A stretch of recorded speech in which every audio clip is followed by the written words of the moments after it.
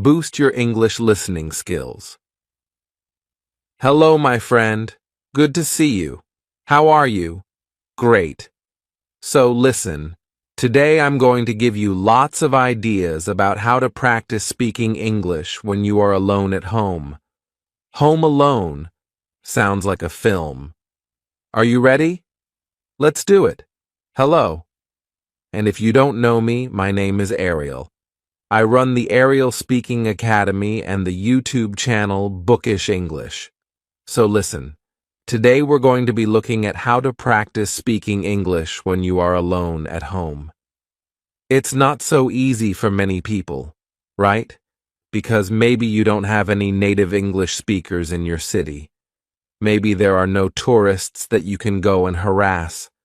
Maybe there are no groups locally where you can go and chat and speak English. And maybe you're not ready to go on Skype and try and find some random English person to chat with, somebody you don't know. I mean, that can be quite hard, especially if you're a little bit shy like me. So, what I want to do today is share with you lots of ideas about how you can practice speaking when you're on your own at home alone. Right? Good. Now, if you do know me, you may be thinking, what's that strange orange block over there? That wasn't there before. True. It's my meditating mat. Sometimes I sit and meditate. Sometimes I don't sit on the wall. I'm just tidying at the moment, so I couldn't find a place to put it. So right now, it's over there. Okay. The truth about speaking is that, yes, you can watch videos, you can watch films, you can listen to podcasts, all of that is great. But at some point, you need to start speaking. You can speak on your own, but also later you'll need to start interacting and practicing speaking with people. But that's not always easy to do. So right now, today, I'm going to focus on some really practical, simple activities you can do when you're on your own at home to start practicing speaking. And just to add, this video is actually sponsored by Ariel. Ariel is a fantastic online platform for you to learn English and practice English. They have native English-speaking teachers. You can choose any time, any teacher. It's really flexible and easy. And if you are studying IELTS, they do have online IELTS courses that you can follow. Right? Lots of materials, lots of ideas. So a big thank you to Ariel. Thank you guys for sponsoring the video. And also, if you are new to Ariel, for first-time users, you can get a discount. Just use the code. It's down here below, Ariel Discount, and you can get a discount on all of their plans, whether they are monthly, 3-monthly, or for the year. Great. More about that later, but right now let's get into these ideas about practicing speaking English. So the first technique is called speak into the mirror. This is really useful, but it's really simple, right? It's easy because you can do this first thing in the morning when you're brushing your teeth or, well, you can't speak and brush your teeth, but just before you brush your teeth, and in the evening before going to bed when you wash your face. What do you mean you don't wash your face in the evening? Why not? My mother always told me, make sure you wash your face, clean behind your ears, wash your neck, scrub your neck. Yeah, wash your face before you go to bed. It takes all the dust and pollution off your face, apparently. Anyway, that's a great time that you can do it. And this is good because the key to learning and preparing for IELTS is habit, right? And if you can attach your learning to an existing habit, brushing your teeth or washing your face, then it makes it much easier. Now, I used to do this when I was learning Chinese. In the morning, after brushing my teeth, I would just have a few sentences talking about what I'm going to do today. In the future, right now, right? So, today, I'm going to go to the park. I need to go to the supermarket. I'm going to buy some vegetables. I'm meeting Jack at 6 o'clock. I might go to the cinema. All in the future. Brilliant. And then, at the end of the day, you can talk about what you did or what you have done, right? Today, I went to the park, I played football, I went shopping. In the end, I've done a lot. It has been a good day, right? Past tense, present perfect as well. So you can see it's actually great to practice different tenses. It's a bit like writing your diary at the end of the day, which is also a great way to practice writing. But this is speaking in front of the mirror. It's nice. It's reflective learning in many ways. Okay, moving on. The next one I call collocation fun. Collocations are words that are often used together, right? Like we talk about heavy rain. Heavy rain. In English, we don't say big rain, we say heavy rain. So these are collocations. Collocation fun is where we're going to practice speaking using a very common teaching method, really based on the task-based approach to teaching. It's based on prepare, practice, present. So we'll be preparing the words, the collocations, practicing sentences, and then presenting a whole talk. Now, the reason I suggest doing this in front of the mirror is that there are great benefits to talking to a mirror, right? First of all, mirrors don't answer back like young children or wives. But apart from that, when you're speaking in the mirror, you can look at your mouth and see the kind of movements that you're making, which is great. It's useful for pronunciation. You can also check your body language. You may be surprised to see that you speak like that without ever moving your arms, or that you suddenly realize, I'm doing this all the time. That's fine, but being aware of your body language can be quite good. And also, you feel like you're talking to someone, right?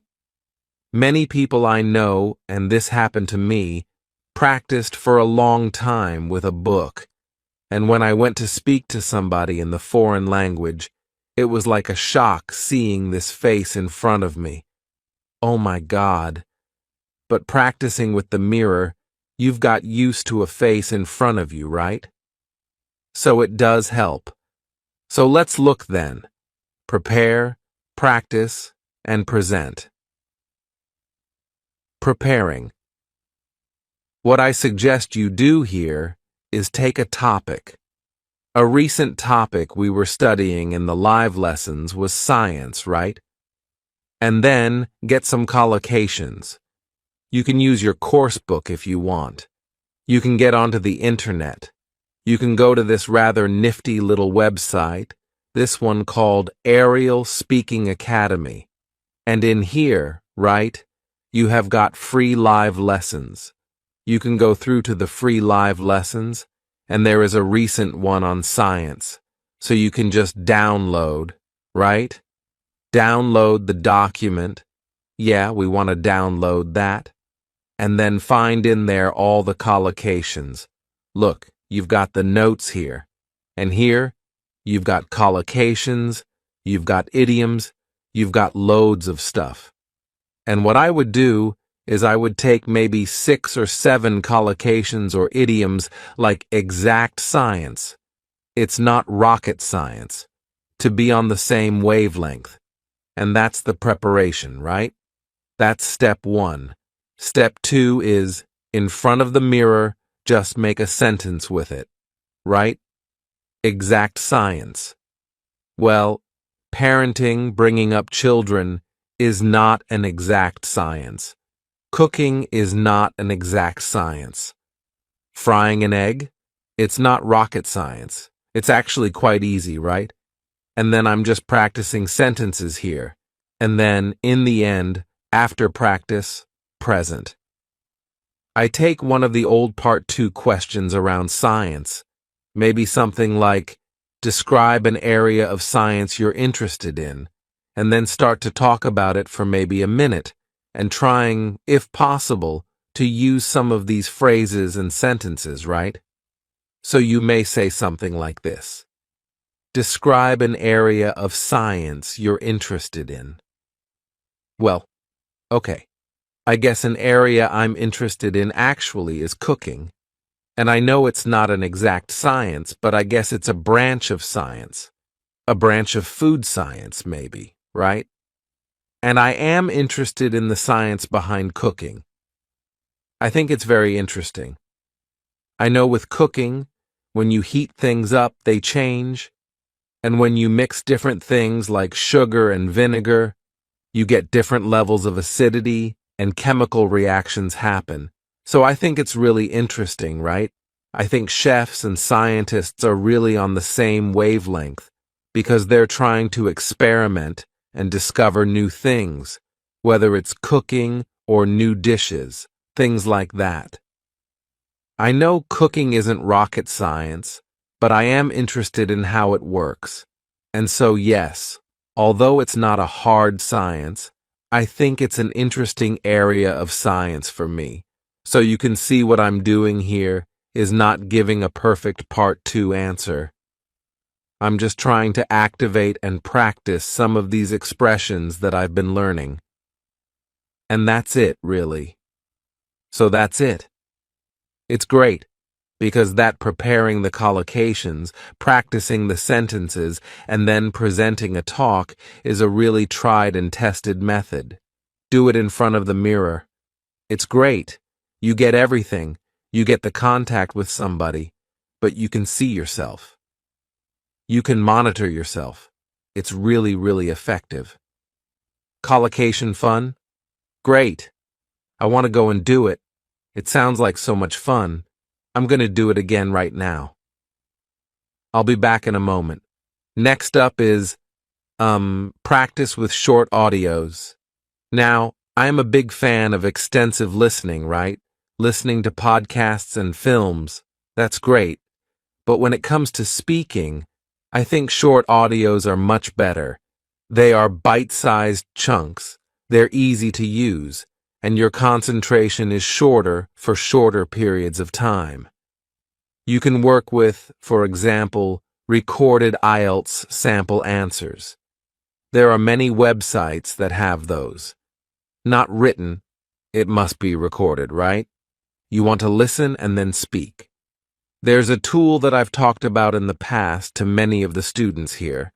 It's called LingQ, and I like it because it's full of short audios that you can use to help start speaking, and it's free. I mean, there is a paid version, but you know you can get lots of stuff for free, which is great. Here, let me show you first of all how that might work. So this is LingQ. Okay, I'm not going to explain how it works. You can find that out once you kind of sign up for free. But basically, there's a library. You choose your level here.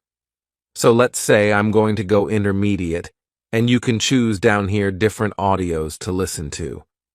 I've got one of my previous lessons here about sport that I will open up, and let me just show you briefly how it works. We'll just focus on the bit on the left. Okay, let's try. Hello, Stephen. Hello, Steve. Nice to see you again. Nice to see you again. So, what I want you to focus on first is, as you listen to the sentence, pick out the stressed words. Nice to see you. Nice. See you. Like to chat a bit about your interest in sports.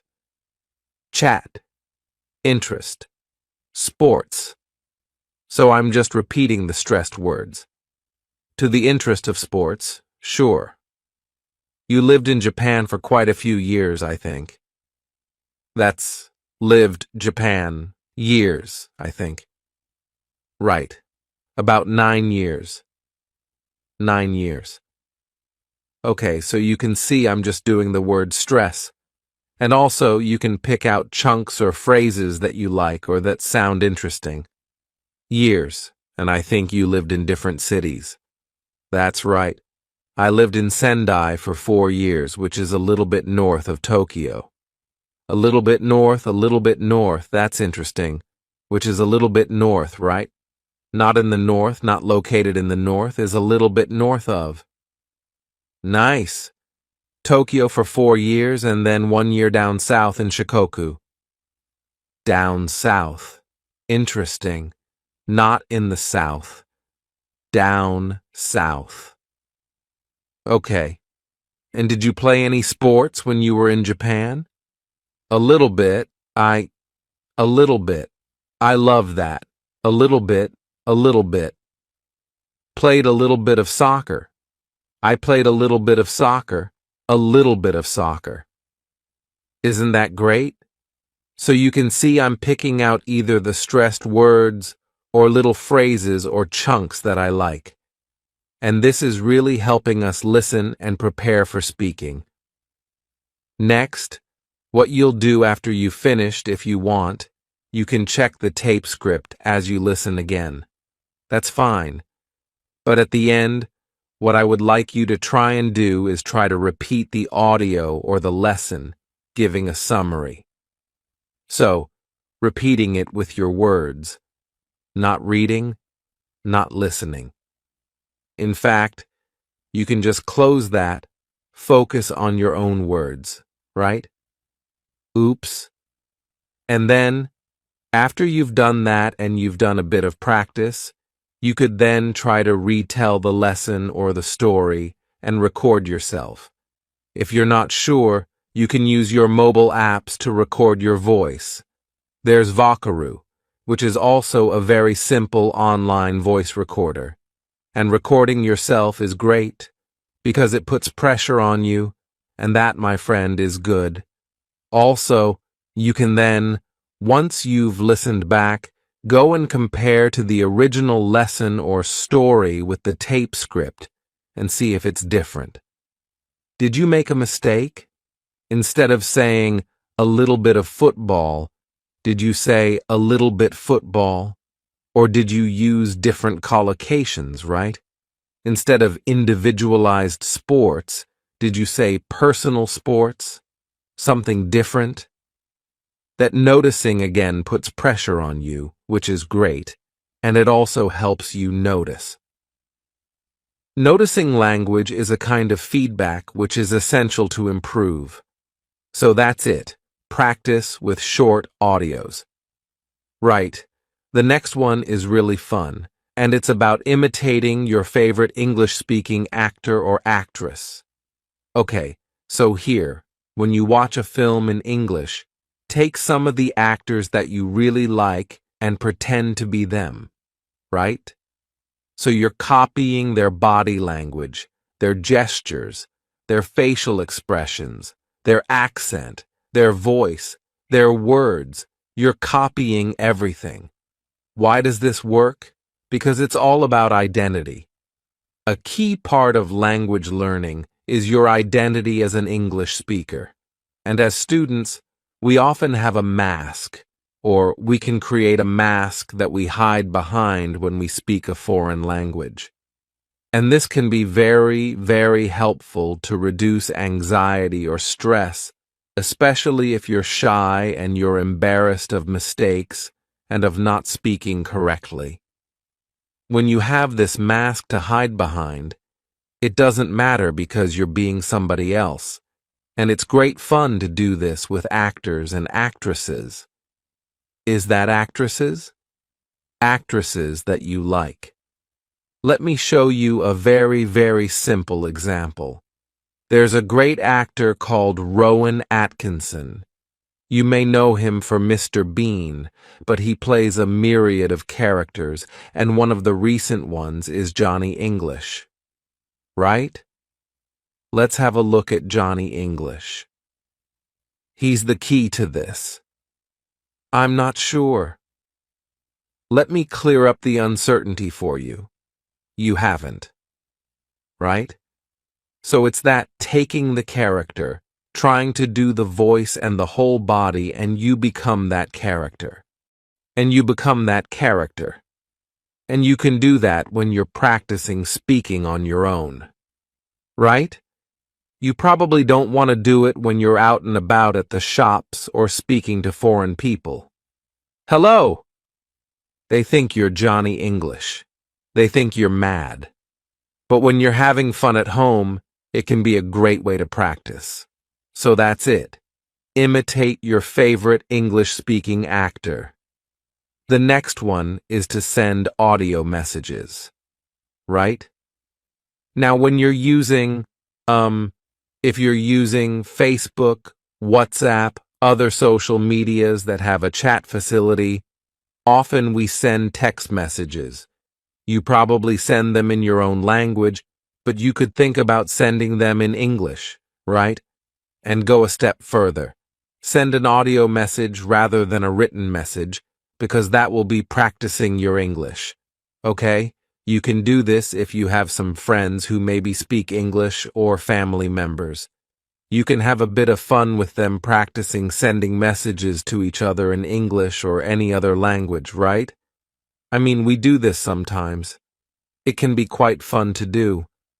And the great thing about sending audio messages is it's not like a live phone conversation where the pressure is there. You have time to prepare, to think about what you're going to say, to record it. And if you don't like it, delete it and record it again. But it doesn't have to be perfect, right? It's just about practice, not perfection. Practice.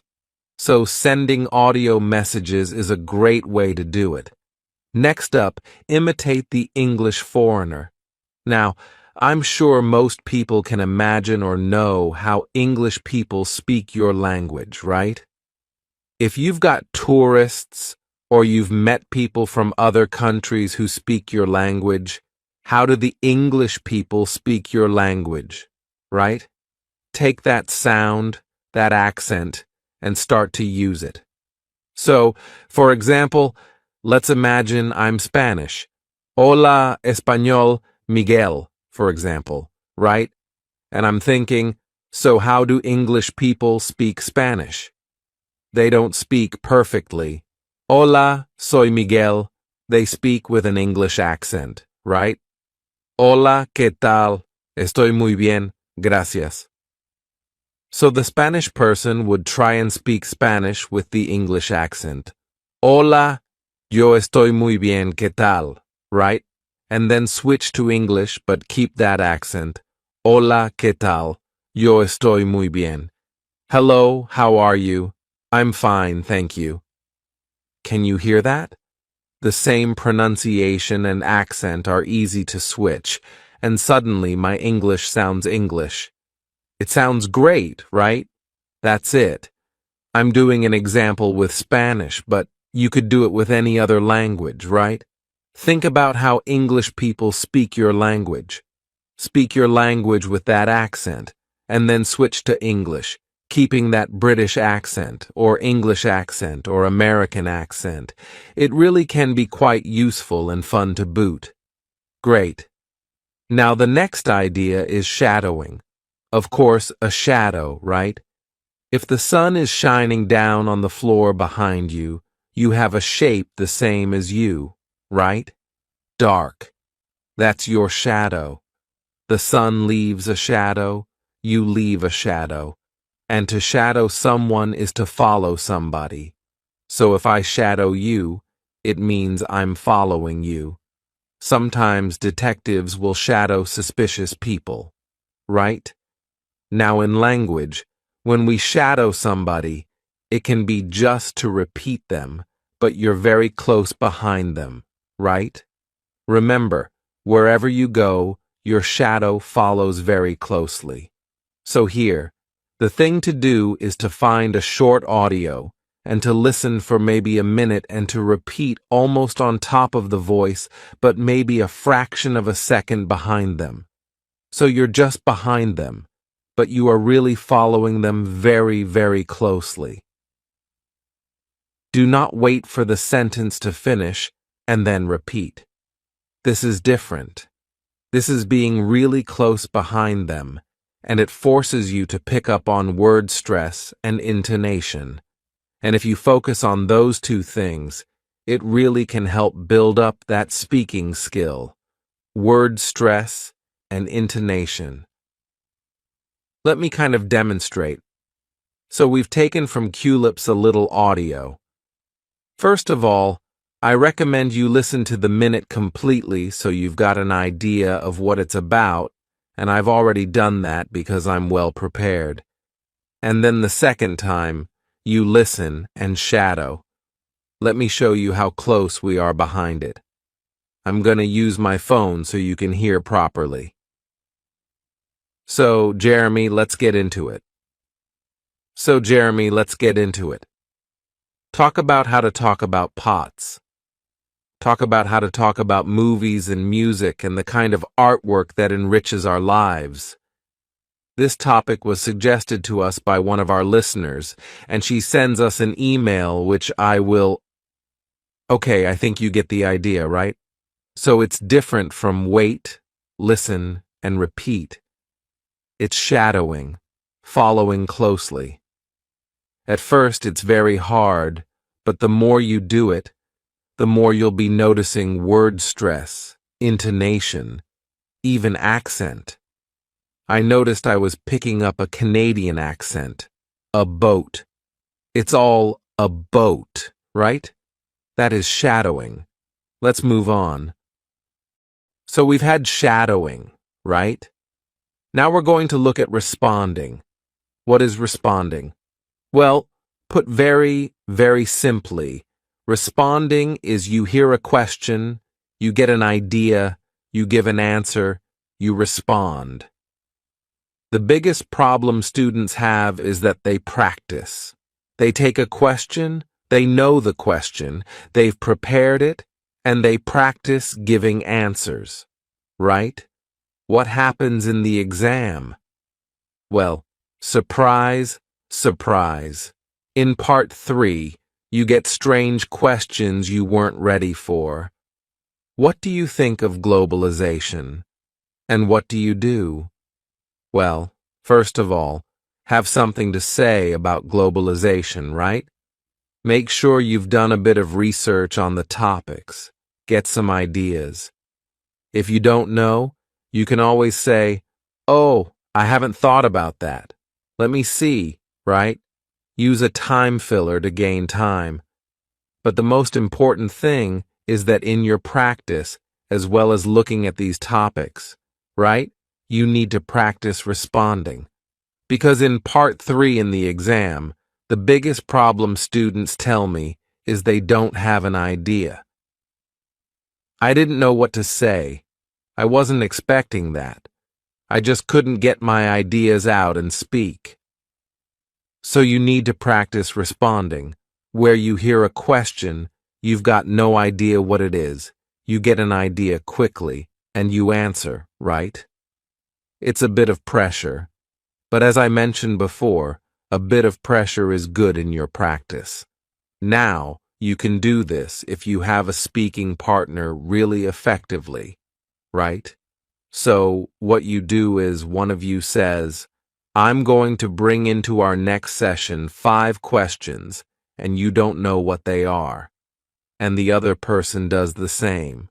You come into your session, and you ask each other these surprise questions. And it's a shock at first, but it's like anything. It's like going down to the gym. You just practice this, and you build up the skill.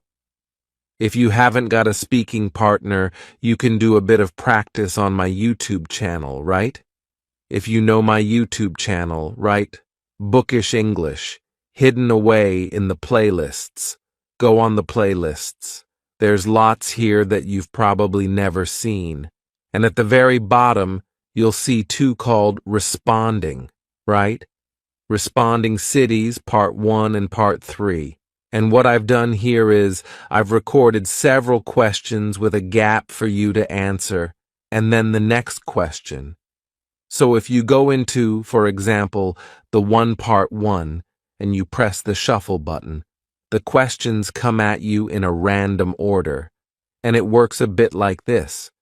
Let me just play it for you, and you'll see. Let's press shuffle, and it plays automatically. Do you like your hometown? Oh, that's a good question. Do I like my hometown? Yeah. I think my hometown, Manchester, which is up in the north of England, is a very attractive place. There's lots of restaurants and shops.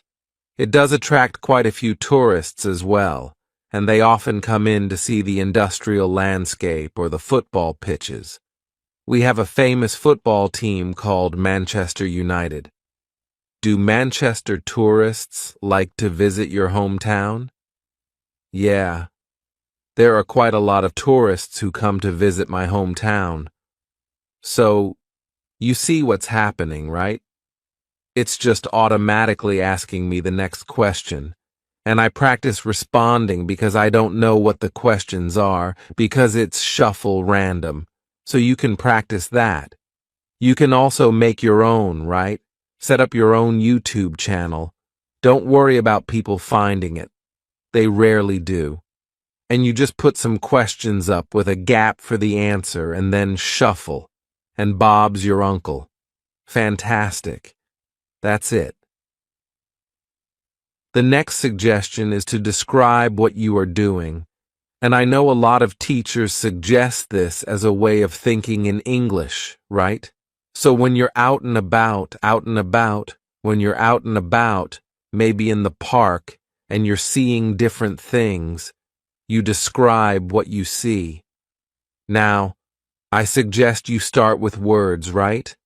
So there you are, out and about in the park, and you see, oh, bicycle, person, path, trees, bag, woman, phone. And you're using words, right? And then, right, as you're walking around the park, you make collocations, little chunks of language, right? Riding a bike, a long path, a cluster of trees, the woman glued to her phone, picnic, having a picnic, maybe, right? And then you go on to make sentences. Okay? This is a bit like what we mentioned earlier, the prepare, practice, present. So you're going from words to collocation to sentences, right? Oh, there's a man strolling in the park. There's a woman riding a bike. And also, there are lots of trees. There's a woman glued to her phone, and she looks like she's about to have a picnic. And you go on and on and on, right? Great. You can do it in any context. You can do it at home or when you're out at the shops, wherever.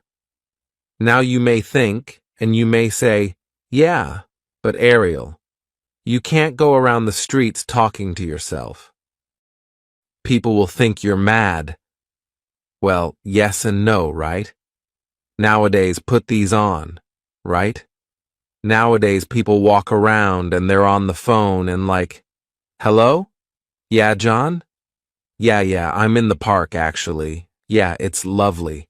There's a man strolling over there. There's a woman riding a bicycle. Yeah, I'm good. How are you? Right? That's perfectly normal to be talking to yourself in the streets, right? And if you're not comfortable with that, you can pretend that you're Johnny English, right? Pretend you're a spy. Hello, yes. There's a man walking along a path. There's a woman riding a bicycle. And I think there's a woman glued to her phone, and she's about to have a picnic, calling the police. Get Johnny English. Laughter. Pretend to be a spy. I don't know. It's very, very normal. but the key is to speak out and go from words to collocation to sentences. Great practice. You can do it at home as well. I mean, I'm talking about getting some fresh air. Nowadays, that's not so easy, right? In fact, if you've got a little mask, you could speak behind your mask. Nobody needs to know. Or just stay home and do it. And the next one is to sing in English, right? Find a song you like in English. Get the lyrics, sing along. It's a great way because why? Because you pick up on melody, intonation, connected speech, contractions, weak sounds. All those pronunciation features really come out very strongly in songs through the melody. So it really is a very powerful way to practice. And don't worry if you're out of tune. I am Mr. Out of Tune. Seriously.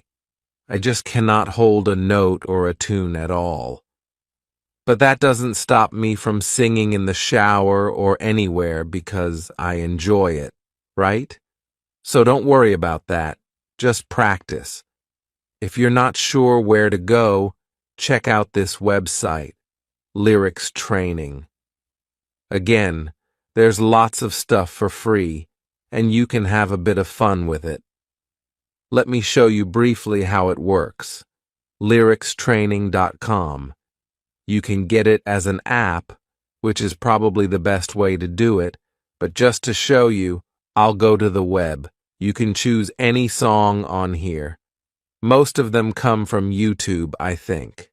But let's take Perfect by Ed Sheeran, and then the game mode. So you decide if you're a beginner. Let's say I'm intermediate, and here we're going to fill random words. So it's actually a game as well as practice. Play the video to start the game. Look at that. It stops if I don't give the answer. Was it and follow my lead?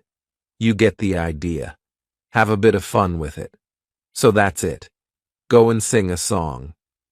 Next up is tongue twisters. Tongue twisters are things that are difficult to say, and this really focuses on pronunciation. They're a lot of fun, good to try, and help you focus on specific sounds. The idea is to repeat the sounds or the riddle 3 or 4 times until you get more fluent with it. It's like a gym workout for your mouth. In English, you're using different muscles from your own language, and very often you're not practicing those muscles enough. Tongue twisters are a great way to do it. For example, the ragged rascal ran round the ragged rock. Good for your R's, right? Try it 2 or 3 times. The ragged rascal ran round the ragged rock. The ragged rascal ran round the ragged rock. The ragged rascal ran round the ragged rock.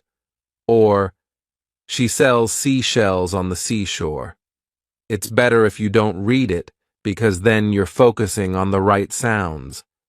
But that's the S and the esh. It's really good. You can make up your own, right?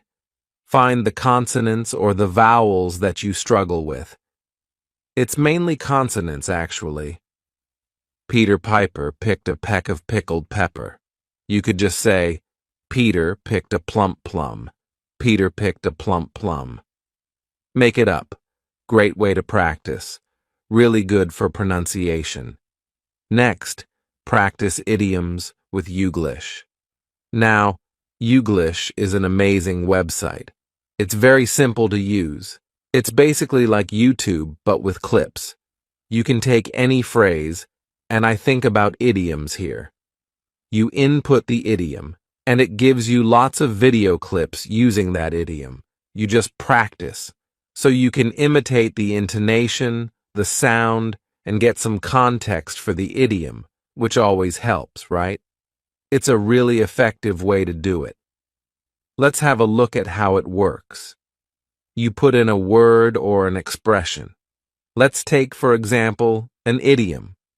I don't know if you know this one. Pull your socks up. which basically means to do better, to work harder, to improve your performance. My teacher at school would always say, "Come on, Mr. O'Hare, it's time to pull your socks up." So if we want to see this in different contexts, so he's been told, "Come on, pull yourself. Move, that was so fast. Let's move to the next one. You're given 8 clips here. You had to pull your socks up. You had to pull your socks up." American accent. You had to pull your socks up. So you can hear and just, it's nice for repetition and also context, which helps you. That was how you got your network by improving, right? That was how you got your network. So you can move on, try another one. At a moment like this, pull up your socks. At a moment like this, pull up your socks. Pull yourself together and put down the phone. Pull yourself together and put down the phone. Right, so again, you can see the words, you can rewind. At a moment like this, you can control the sound, and you can check different examples by just clicking on to the next one. Pull up your own socks. Pull up your own socks. Thank you very much, sir. That's Youglish. You can use it for vocabulary, but I like it for idioms because that's often the difficult thing that a lot of students find to use naturally. Any work you can do on idiom practice is going to help. Great. Let's move on. Okie dokie. Next up, immerse yourself in English. Immerse. Surround yourself in English. It's well known through research that the more you can be immersed in English, the more you're going to learn. I suggest you do a lifestyle audit. An audit is like a check or a checklist, right? So, where do you use English and where do you use your mother tongue? Think about when you're using your phone, using your computer. Think about the settings on your phone and computer. Is it in English or your mother tongue? When you're texting, sending messages, participating on Facebook, in English or mother tongue, listening to podcasts, watching films, listening to music, songs, reading books. How much is in English? And what can you switch to English to help immerse yourself more in English? Now, a lot of this is passive rather than actively speaking. It's giving yourself the opportunity to listen, read, and see more English, but also to use it in some of those cases, like on the phone or messages, you can also be using English. So, check out, do a lifestyle audit. Now we're coming on to 2 really important points here, and these are much bigger vision points. First about goals, and then about habits. First, goals. Set yourself some short-term goals about speaking English. If you just think, I'm going to practice and keep on practicing, it's all very loose and airy-fairy and nice, but you won't keep going. I think people like frameworks, restrictions, limits, goals, paths. Not everybody, but it works well for a lot of people to set yourself a goal, right? So, for the next 4 weeks, I'm going to speak English every Monday, Wednesday, and Friday for 20 minutes. That's it. What's so good about that is that you can measure it. You can just tick off, and at the end of the 4 weeks, you can see how much you've done. As you're ticking off, it's motivating you to keep going. So, it's nice to measure with goals. There's a famous writer, James Clear, who talks about atomic habits.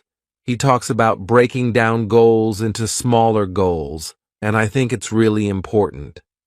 Rather than saying, for the next 6 months, I will practice an hour every day, which is very big and difficult, say, for the next week, I'll do 5 minutes a day. Set yourself up to win. Make the goals really, really simple. 5 minutes a day for the next week. I mean, you can't go wrong. Once you've done that, then you step it up and you make it more challenging. So, do yourself a favor.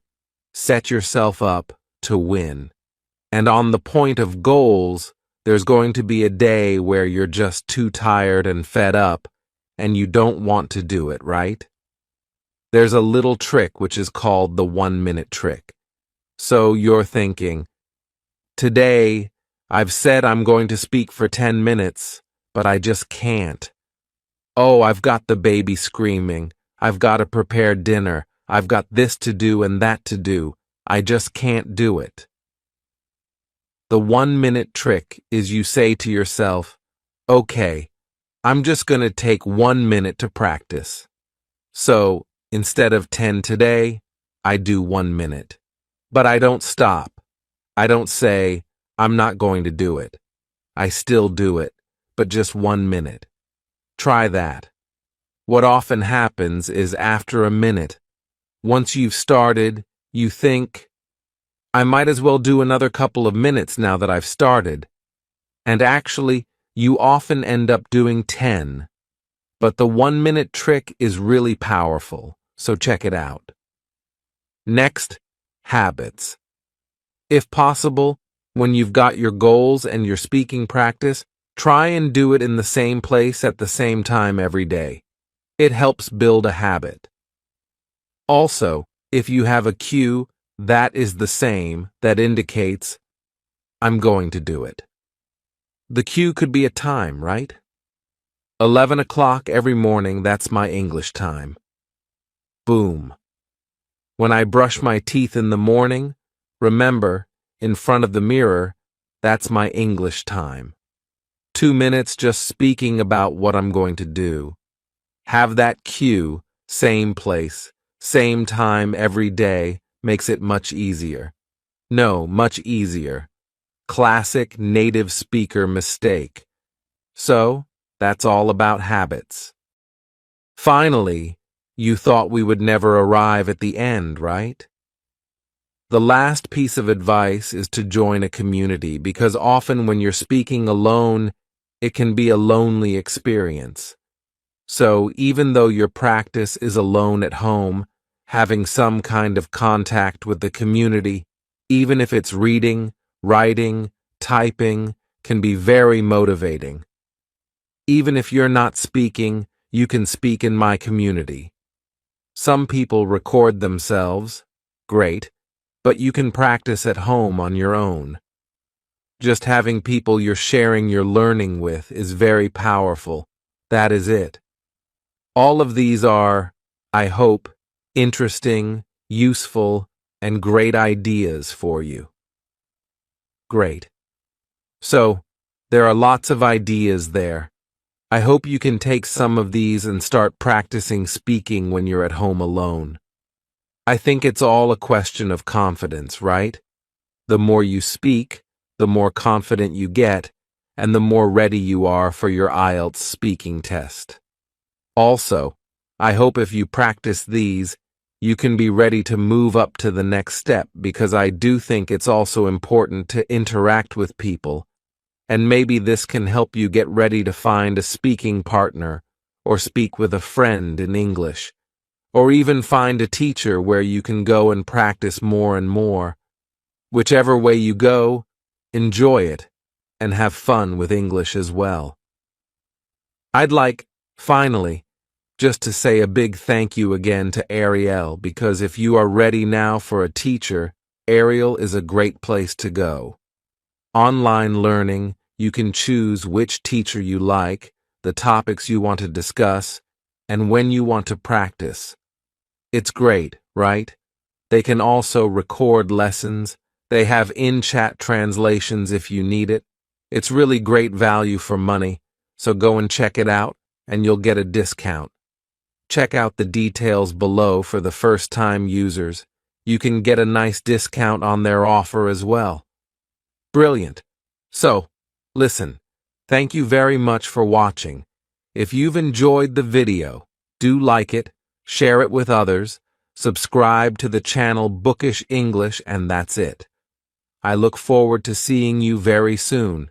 Take care, my friend. Bye-bye.